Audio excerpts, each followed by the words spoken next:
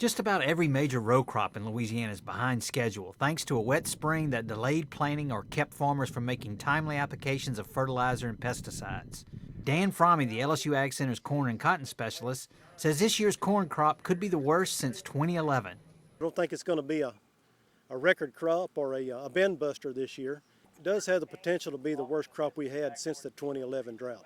This is bad news for corn farmers because they expanded their acreage by more than 100,000 acres this year. Things are not much better for cotton.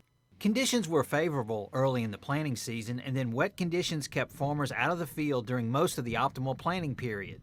Acreage is up, and while there was some concern about ginning capacity for a large crop, Fromme believes the crop will be ginned in a timely manner. Since then, we've had a couple of more gins come into operation in Louisiana, and then so far, looking at this year's crop, I think we'll be okay as far as getting it ginned and off to the warehouses. Soybeans, Louisiana's largest crop in terms of acreage at 1.1 million, are trying to play catch-up.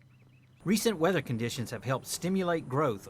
In the last week to 10 days, the crop is finally starting to grow, but it's probably not going to be a record year. I hope I'm wrong, but it's been a tough row to hoe. Some farmers recently finished planting their soybean crop, and yields for late planted beans are usually lower due to increased pest pressure and hot, drier weather of late summer.